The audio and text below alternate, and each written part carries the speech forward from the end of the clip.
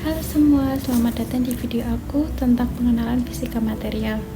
Aku Minda Iswaniskawati dengan NIM 2203226036162 akan menjelaskan tentang dasar-dasar fisika material, jenis-jenis material, lalu penerapannya dalam kehidupan sehari-hari.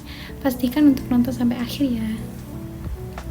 Sebelum kita masuk lebih jauh, mari kita pahami dulu tujuan pembelajaran kita kali ini. Pertama, kita akan mengenal apa itu fisika material dan ruang lingkupnya. Kedua, kita akan mengidentifikasi berbagai jenis material berdasarkan strukturnya. Terakhir, kita akan melihat bagaimana ilmu fisika material diterapkan dalam berbagai aspek kehidupan. Lalu, apa sebenarnya fisika material itu? Secara sederhana, fisika material adalah cabang dari fisika yang mempelajari hubungan antara struktur material pada tingkat atom atau molekul dengan sifat-sifat yang dimilikinya. Dalam fisika material, kita berusaha memahami bagaimana struktur atom, interaksi antar partikel, dan berbagai sifat fisik seperti mekanik, listrik, dan magnetik saling mempengaruhi. Ini menjadi dasar untuk banyak inovasi teknologi. Selanjutnya, material yang kita gunakan sehari-hari dapat dikategorikan menjadi 4 jenis utama.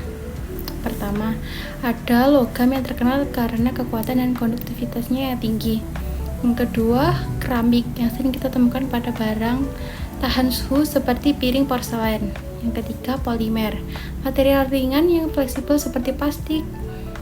Yang terakhir, komposit, kombinasi dari dua material atau lebih untuk menciptakan material dengan sifat unggul, misalnya beton, batu tulang yang digunakan dalam konstruksi.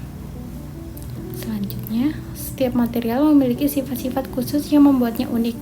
Sebagai contoh, sifat mekanik seperti kekuatan tarik dan elastisitas sangat penting dalam desain struktur.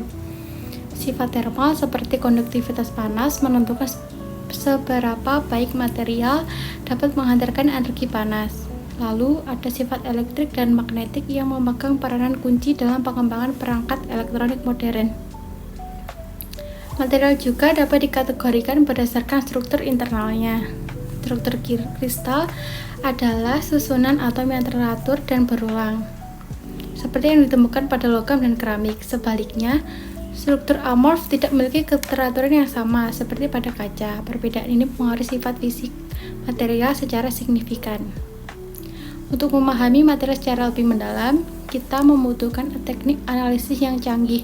Misalnya, difraksi sinar X digunakan untuk mengidentifikasi struktur kristal dalam material. Mikroskop elektron, baik SEM atau TEM, memungkinkan kita melihat detail pada skala mikron hingga nanometer. Selain itu, spektroskopi membantu menganalisis komposisi kimia material secara akurat. Fisika material memainkan peran penting dalam berbagai bidang. Contohnya, semikonduktor seperti silikon digunakan untuk membuat chip dalam perangkat elektronik. Dalam konstruksi, material komposit membantu menciptakan bangunan yang lebih kuat dan tahan gempa. Logam ringan seperti aluminium digunakan untuk membuat kendaraan lebih efisien, dan material fotovoltaik menjadi solusi utama dalam pengembangan energi terbarukan. Selanjutnya, kesimpulan. Sebagai kesimpulan, fisika material adalah bidang yang sangat relevan untuk berbagai inovasi teknologi. Dengan memahami struktur dan sifat material, kita dapat menciptakan solusi baru yang menjawab kebutuhan masa kini. Perkembangan material baru juga memberikan peluang besar untuk revolusi di berbagai sektor industri. Terima kasih telah menyimak presentasi atau video yang telah saya buat. Kalau ada pertanyaan atau komentar, kalian bisa komentar di video YouTube ini ya. Terima kasih.